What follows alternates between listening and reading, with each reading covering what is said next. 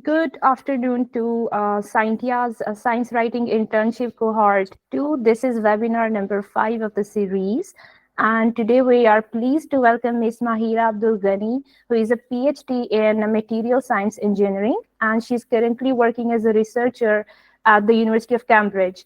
She has earlier done her postgraduate from France and Germany, and this is exciting to know she's also working as a policy writer at Cambridge Zero for sustainable carbon storage. And adding to that, she's also a co-founder of Women in Science platform. We are pleased to welcome Ms. Maheera Abdul Ghani, and good afternoon. Hello, everyone, and good afternoon. Good afternoon. Thank you so much for having me. Actually, it's good morning here. It's 10 a.m., but good afternoon to everyone in Pakistan. So we can proceed to maybe sharing the slides on today's topic about communicating science and the world of material science engineering, right? So maybe we can share screen about the topic. Yes. Okay, so I'll just share my screen from here. Can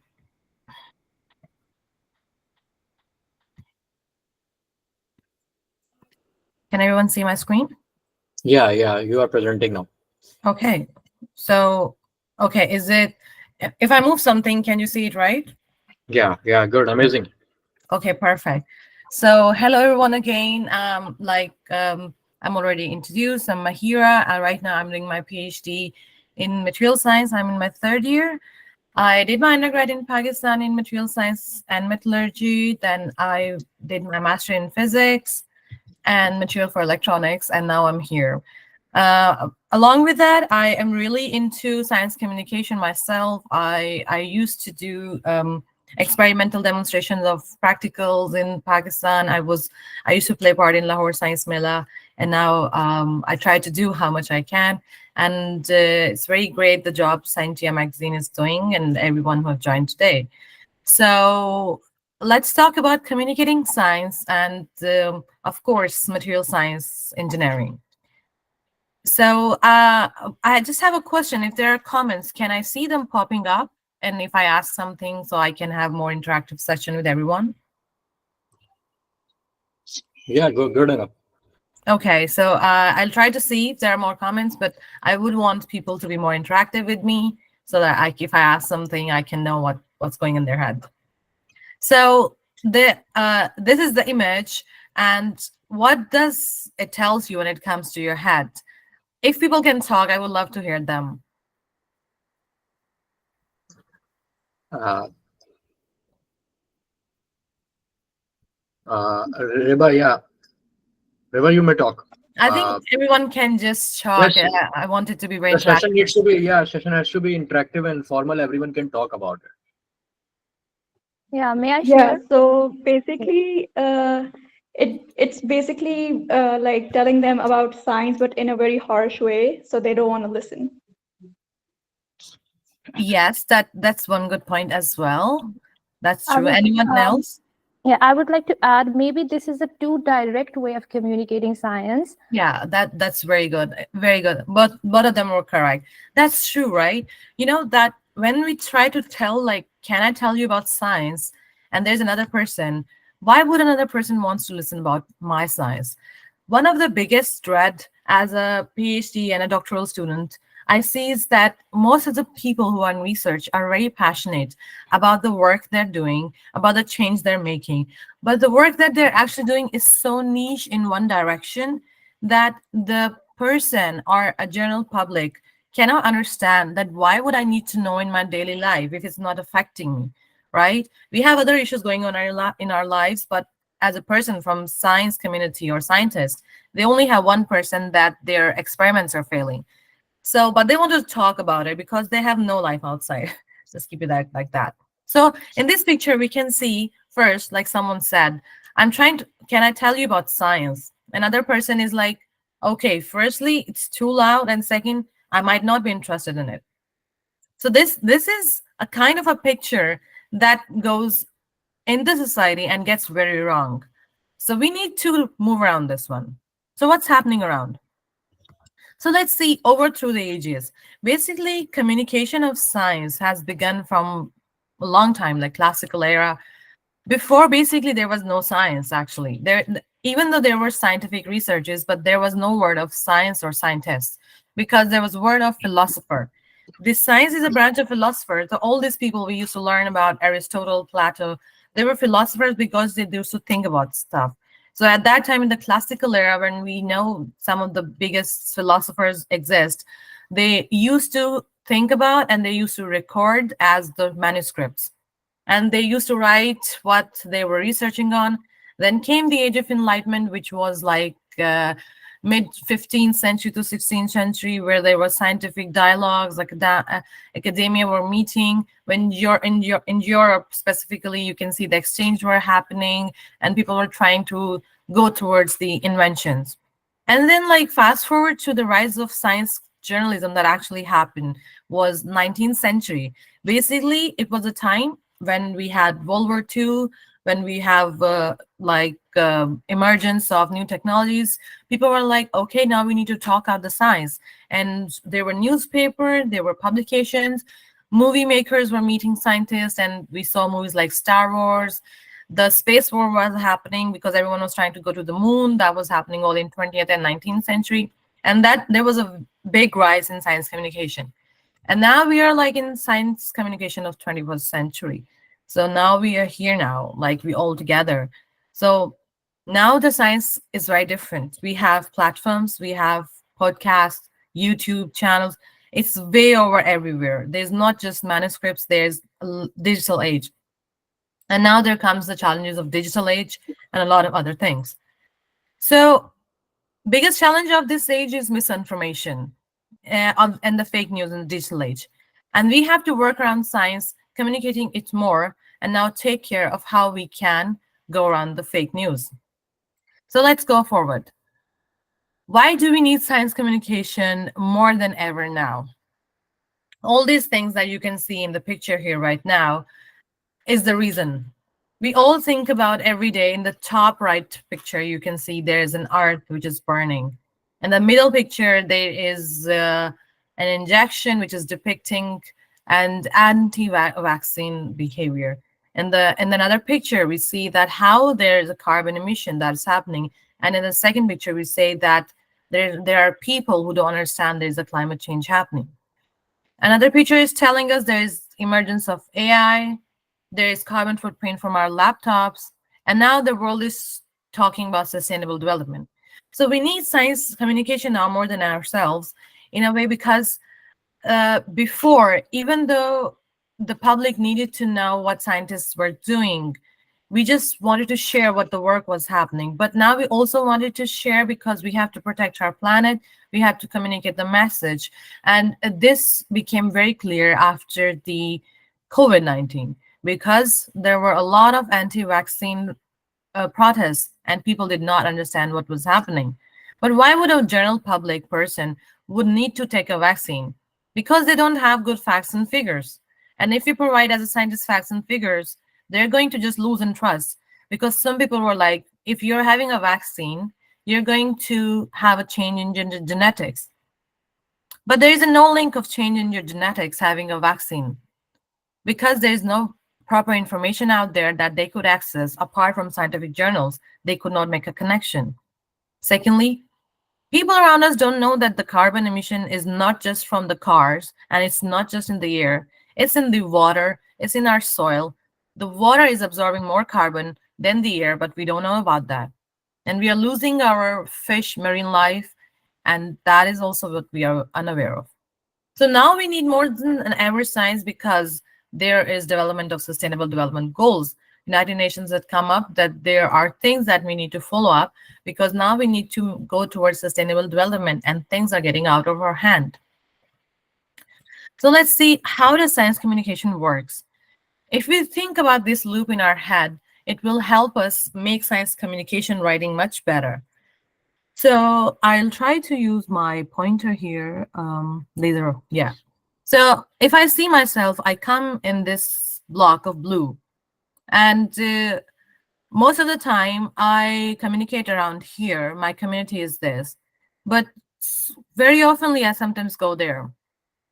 But my trouble is going from there, from blue block to pink block. I really feel trouble because when I'm in my blue area of scientist work, I think that everyone knows what I'm talking about unintentionally because I'm always communicating with my peer review, collaboration, and creativity channel. And I think everyone understands what I'm talking about.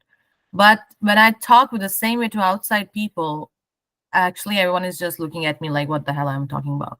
They don't really understand. Like I think I pity for them sometimes. So then when I'm in this region, the thing is that scientists have to talk with so much depth that it happens because anything that's published in science go through a lot of peer review, collaboration, and checking. There is a big ethical dialogue between scientists because they have to protect the science out. Anything that's published has to be taken care of because what you're publishing, you are putting it out there and it's pushing the science in the world, in the universe. So you have to be very careful with what you put out there.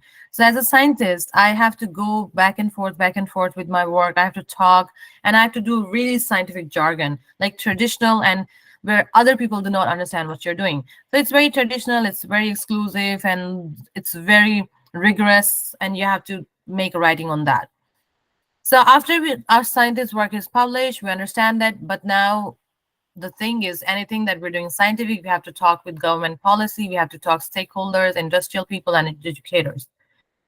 What we do is like we try to make it simplify with some of the people in government because they can have a scientific background. Some people are from sciences, PhD, so they understand.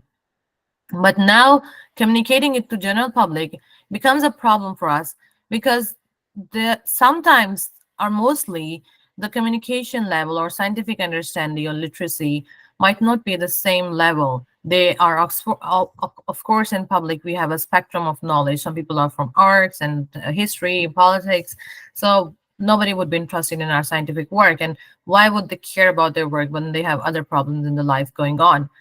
But like I said, now we need to communicate vaccine problems, carbon dioxide problem, emission problems, and we need to change the perspective among people. And it is very intricate for a scientist or scientific community to be very careful for writing.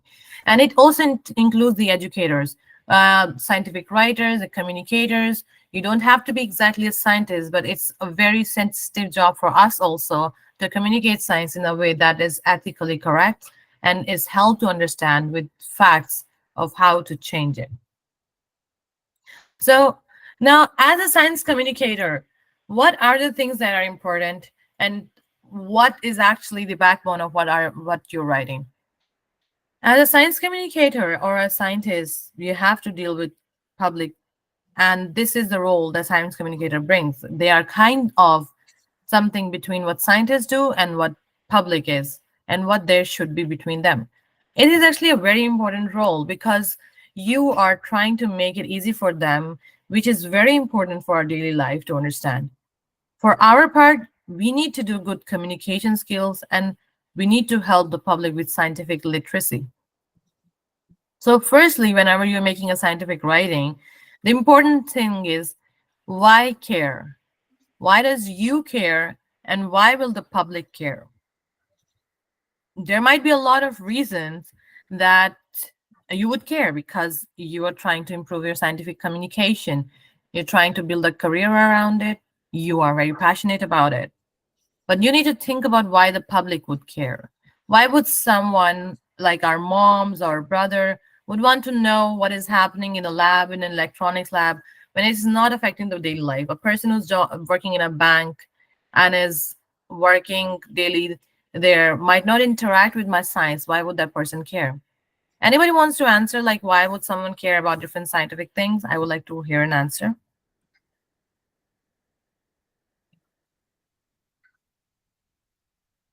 Uh, you can raise your hand if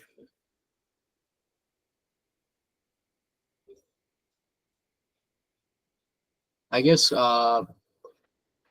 it. I could answer in a way this way. It is affecting their life. Is it affecting their life out of curiosity? Okay, yeah, they can care out of curiosity. Yeah, that's good answer. Any more people? You guys can put in the comment. Okay, Kainat, yes, please. It's like we don't want to be in a myth, like all the talkings about science or anything like this, the researchers, the maybe it's being a myth. Like you talk about the vaccines, why we are not taking a step ahead, and why we are not use vaccines. So it means that hello, am I audible? Yes. Yes, Yeah, yeah, yes. you are. Okay. So it means the people are thinking about that it's not right, or we don't use it, or maybe it decrease our lifespan. So it's affecting us like in a way that why they don't uh, use the vaccines. It's for their good. That's good, right? So you see that some people want to be updated with what's happening out there with the science. Some people want to know really like, okay, is it irrelevant to me? So we have, so what the thing is that people might not care. 70% people might not care. So we have to make them care of what we're talking about because it's important for them, not just because we are passionate, but because science is for the people. It's funded by the people. Like in scientific community, we say science is funded by the public money. It's funded by them, and we have to communicate it out there what's happening because the science we're actually doing is doing for the daily life to be improved, right? So now we have to think about the ways how can we make it very much interactive. So, for example, I'm going to talk that um, my research field is on measuring the properties of a material in electronic chips, but nobody would want to talk about this because it is not directly affecting anyone. What can they learn from this? And yes, why can this affect their daily life? So first thing is that my approach of talking that I am talking working on electronic chips in my daily life is not a very good way of communicating your science right now. What I have to do is that I have to build a connection with something that they understand. What is in the around their daily life is linked to my research. Electronic chips. Where do they do use the electronic chips? In their mobile phones. So in their mobile phones, there are electronic chips. Now, why do we want to improve them? We need to tell them.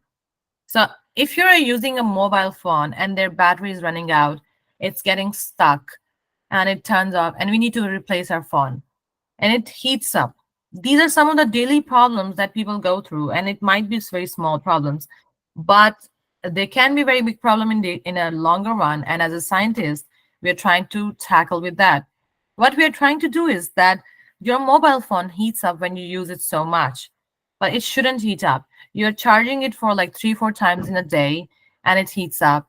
But what we are trying to do is that you can charge your phone once in a day and use it for 3 days and doesn't heat up because it's becoming a life requirement. Anything that was done, for example, using the phone, which was so big today and it's now very compact size, is because scientists were thinking of making our daily lives easier.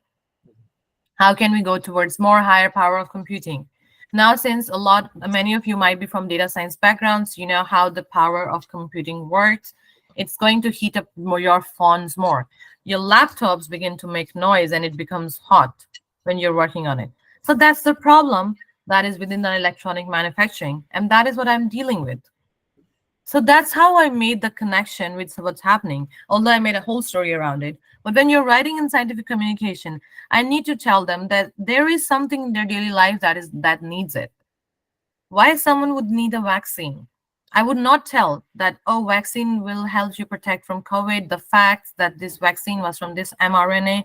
The facts and figures are not everything that scientists can help public to understand. One thing that is to understand and be empathized with the public with kindness, that what is that they need and what is we're trying to help them. That COVID vaccine is going to help them because you are going to have a better lifestyle. If you can take the vaccine, you can be protected from the sickness, and it does not affect your genes. We have to cater the misinformation, we have to cater the facts and figures, and we have to present the science in such a way that they can say, okay, that this is important for my daily life, and this is not true that my genes would be changed by taking a vaccine. And of course they'll say what I learned from this scientific communication paper or manuscript or writing or essay, and they'll start to care. So there is a very intricate balance of talking facts and figures, communicating them so that they can care, and making a connection of what affects them in their daily life. So normally, what do science communicators communicate about? We see that as a science communication in our work, and I think in Scientia, I see a lot of good published articles. They're about new specific research or manuscript. Health issues and diseases are very much publicly shared and written because it's very important.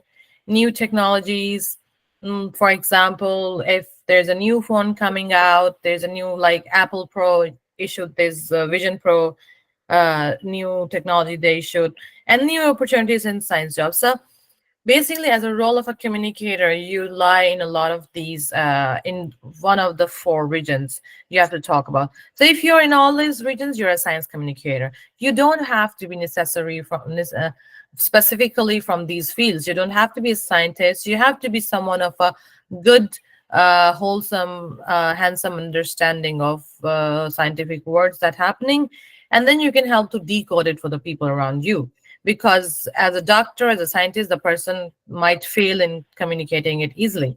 But as you, as a science communicator, you understand public and you understand science, and then you have to make it, which is a very technical job also. So, like I already said, that we know that why it is important, but now if we see, there are also some other things that you need to do in when you take into account your writing.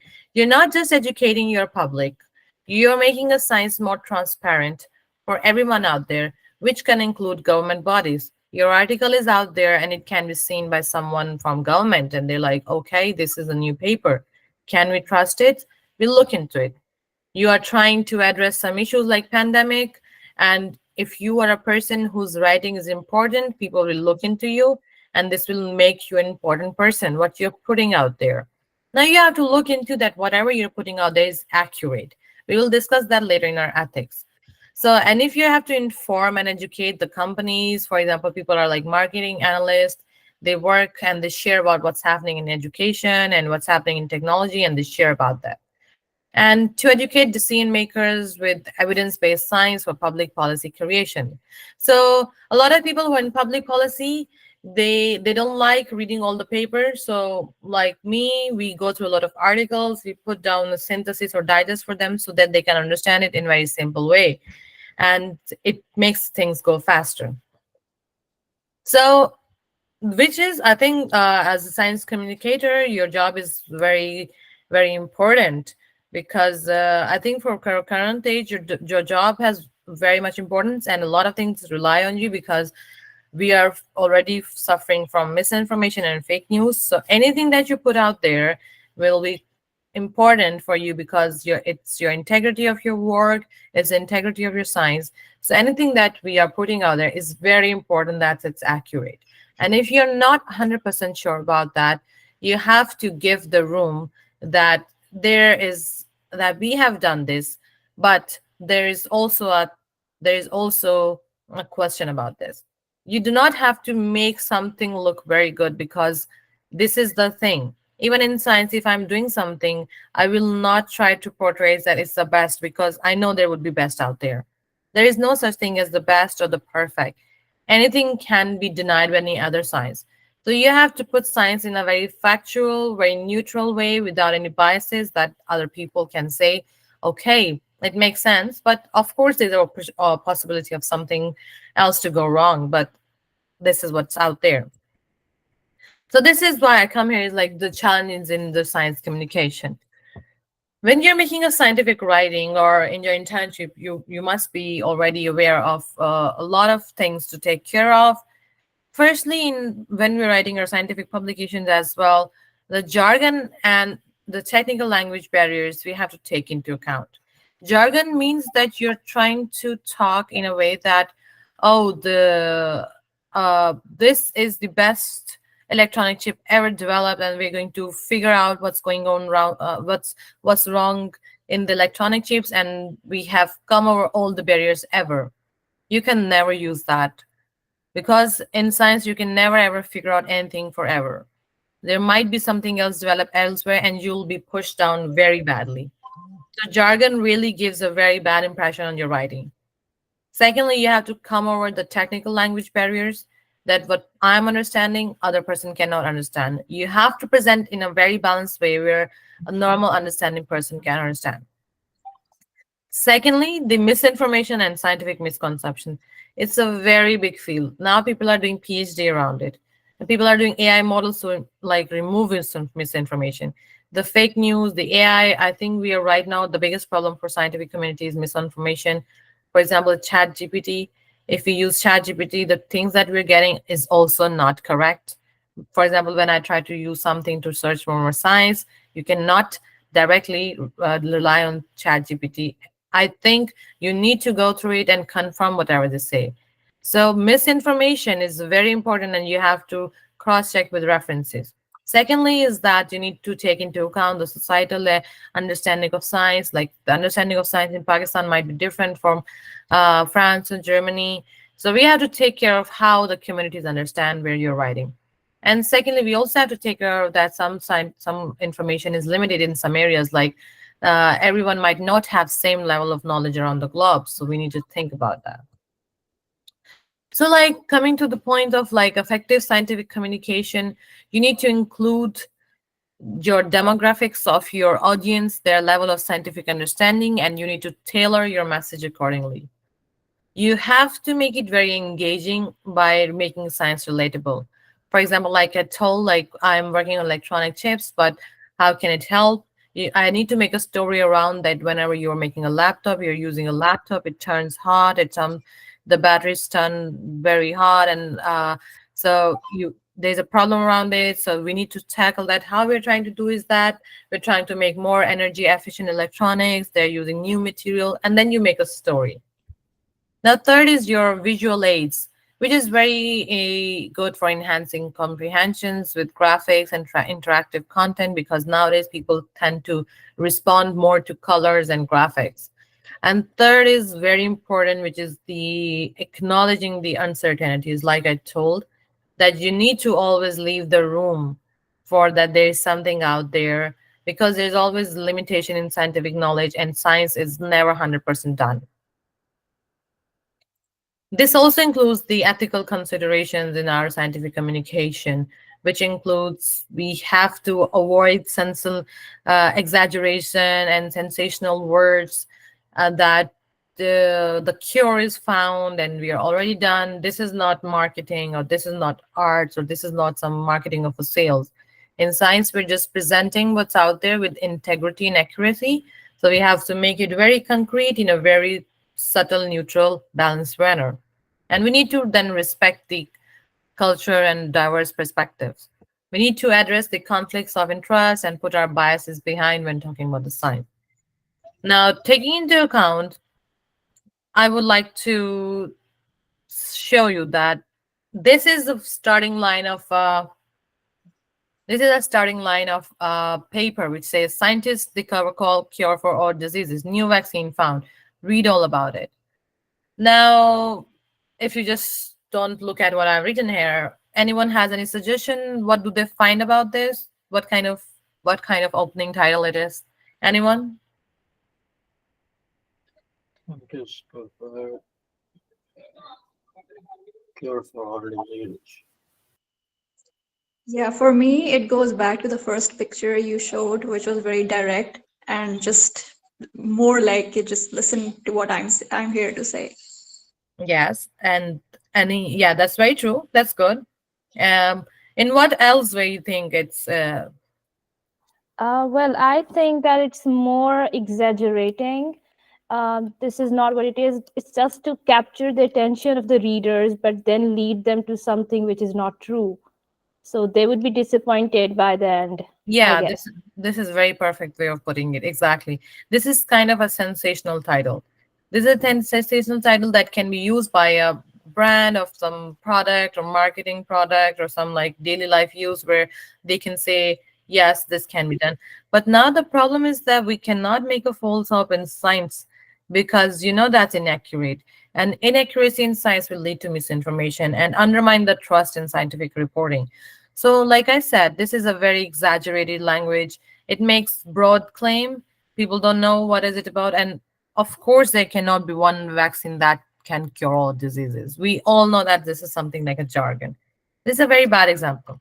So let's see what can be a better example. Like on the right hand side, you can see that recent studies have shown promising result in the development of potential vaccine for malaria.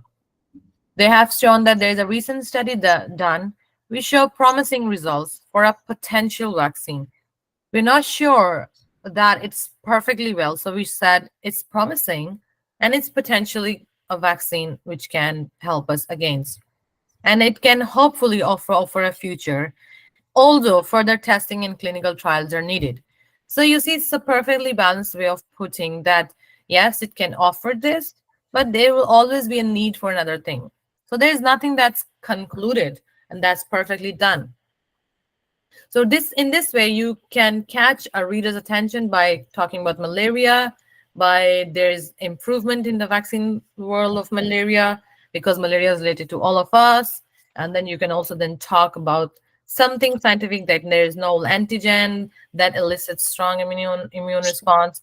And also, even our reader does not understand everything, you need to still put some technical words, because it's also on their end that they need to look into what I'm reading and they can go and Google it. And that's how their knowledge is also improved. So this is how, like, kind of an example of how your scientific writing can improve. And you can talk about your research or communication. The If you want to have a career in science, you need to think about some of the things that are very, very important. Now, I know I'm running a bit on time, so I need to talk about the material science also and talk a bit about my workaround. So the second part of my talk was also around material science, and today we're also celebrating Women in Science Day. So we'll talk about material science engineering as well. I'll talk about it in a way because we need to communicate what's happening in material science to the larger community as well. If you see here, people are not much aware by what material science do. They might be aware and they're also very much using it. If you see on the right hand side, everything in your electronics around your SIM card, your memories, your computers, your chips, they are all linked to material science somehow. Basically, material science is a branch that is linked to all these materials, all these branches, and everyone needs their help.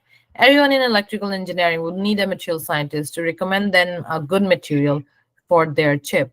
Someone would need help in their mechanical engineering to come up with a good material to help them with good mechanics. So that will help them with overall how the world works. So it's a very, very important field to work in, because nowadays it's everywhere that you're doing. So in terms of material science, I'll talk about data storage and energy consumption. That is a bit linked to my field, but also to the normal public. Now, the thing is, we're talking about data storage and energy consumption because we are more than ever using the data right now.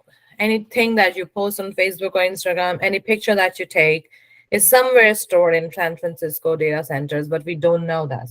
There's a picture of data centers, a person going through it, and they're very, very large data centers. And the problem with data centers right now is that the general public needs to understand is that in the energy forecast, there's going to be a large, huge change of energy for just to sustain these data centers. And it's going to use a lot of energy, and it's going to be a lot of toll on like government, our energy, because now we have to fully all the time operate them. We don't have already a good electrical system to support current lifestyle, but now we have to tackle further also. So we are going through a problem where there's so much energy consumption in this our communication systems. We are using cloud. The data centers you can see here produce so much carbon dioxide that you can see that among all the usage, the carbon and cloud, data centers produce the most carbon dioxide, but not a lot of people know this. Your electronics produce more carbon dioxide than the whole carbon emission from the airplane industry. But This knowledge is not out there yet.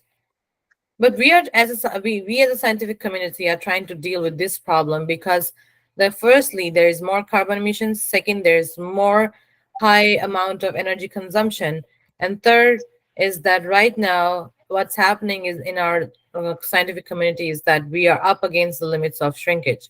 Our mobile phones are facing problem in shrinking furthermore. This is the roadmap that was issued by, I think, one of the forums I took, but IMEC. Yeah, IMEC issues this. So IMEC issues a roadmap every 2 years of how technology is proceeding. And the problem is that now we are really at the edge. We are closing the gap. We cannot further reduce our electronic chips because we are at the edge of it. So that's why now we're working on 2D materials for future electronics, which are smaller materials, and much more faster. So if you see this image, this is from IBM where they have issued, it has a lot of transistors on it. And you can see the number of transistors in each Apple phone. In 2020, the Apple issued iPhone 14, which had 11.8 billion transistors, and the number is going higher. Like 19 billion transistors is quite a very high number that I cannot imagine. And my work is all around making one transistor every day. So for me, this is a very crazy number. Like I don't understand like what do they do. So basically, in material science, we need to communicate science because now we have new materials that we need to share out there. I work on 2D materials, which are working on all these branches of electronics. Basically, 2D materials are different materials because normally in a 3D material we have dangling bones out there, and in 3D materials we have a layer structure and we can just slide them over. So when we slide the materials over, they become so thin that we can just make a transistor from one atom thick channel and you can make an electronic device. And in this way, you can see here that this is actually what I make in my daily life. This is from my work. And I make one transistor per day. And if you see this picture, it has 19 billion transistors.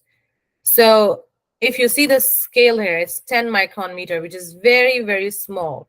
So I deal with very small devices to bring up a lot of different range of electronic devices like electronics, biosensors, sensors we use in daily life, devices such as electronic devices which use our memory devices, to come up with something like this, because this is right now 2 nanometer node technology by IBM, and we are looking to go even further, maybe 20 billion, maybe lower. So the thing is that we are looking towards the 2D materials and these technologies to look into work and communicate how we can cover up the problems of the electronics around us. So that was a brief introduction about 2D materials. I want to keep in time. And now I would like to thank you, everyone, and open the floor for questions.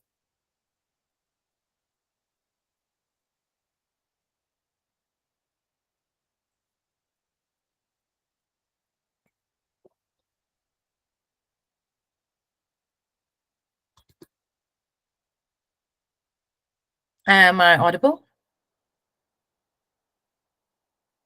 Audible. Okay, yes. Hamza, you may ask the question.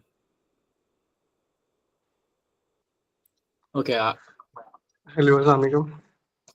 Hello. Hello. How are you, Maheera? I'm good. How are you? I'm good too. Okay, I just want to ask a question that, for example, that there is your new findings and there is no literature review, and you can say that in the histories. So how are we gonna write the story if there is no literature review or there is I no? think your voice is breaking. Actually, he asked when there is no literature review on any subject. So how can we give our findings, or how can we start with the topic? So if there is no literature review out there, I think if you're trying to look into some findings, I think I feel there is 60% my chances are that there must be a literature review.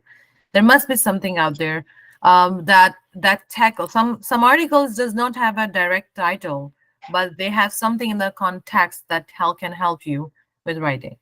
So for I don't know. Do you have an example in mind which you feel like does not have literature review? Uh, I don't have example in mind, but I was just thinking that, for example, there is a new technology which is CRISPR. I think you have studied about the CRISPR technology, which is a gene editing technology. Am I audible? Yeah, yeah, you Yes, are. yes, you are. You may continue. Sorry. Yes, yes. Okay. So, for example, there is a technology which is CRISPR, and it was came around, and I think it's 2012, and it was the first technology of gene editing of the gene editing. So before that, there was no evidence or no you can say that literature review about the CRISPR technology. So, for example, the person at that time, how he is gonna describe that technology in his science writing. Yeah, that is a good point. So if you find trouble in communicating from literature review, then most likely you have to go to the original scientific paper. You have to go to the original scientific paper which tackled it. Some fields are very niche that does not have a lot of research literature right now. So you have to look into the original scientific paper, which might be very difficult for you. Then you go to that paper, they have references there, then you'll open those paper. So to understand a connection or some link, okay, like you mentioned about genes and how they're working together. So you will go to the paper, and most likely you're going to be from that field, and if you're not from that field, you don't understand anything, you're going to look into more scientific paper to understand that. So that can be a very tricky thing, actually very troubling. If there's no good literature review out there, then you might have to put in more work in there, because in our field also sometimes we don't might find literature review and we have to go to the papers from previous like 1948, 1932 to really understand okay what people meant, and it can somehow help us decode of what's happening. Plus, I just wanted to add a comment that you mentioned about misinformation in ChatGPT. Yeah. And yeah, I have faced that problem. Like I searched an article, my master in philosophy, in my thesis, basically in thesis writing. So there was a lot of articles when I googled it, and there was none of it. So that was Yeah, the other. so that's very true. I think for every one of us here as a science communicator, ChatGPT is helpful because we are not native English speakers, and we accept that. That's totally fine. We're not native English speakers in writing and speaking. So for us to start an essay, we need some help, right? So for that, ChatGPT can help you lay out, but then whatever it writes, you cannot trust it. Like for example, in my field, ChatGPT is going to take everything which is out there on Google, which is a lot of misinformation. But then, as a person who is expert in a field, has to go through it. So it's good in a way to start something, but it's not something that you can rely on and write an essay for you. So as a good science communicator and a good scientist, you need to really uh, go through every information that is it correct. Thank you so much.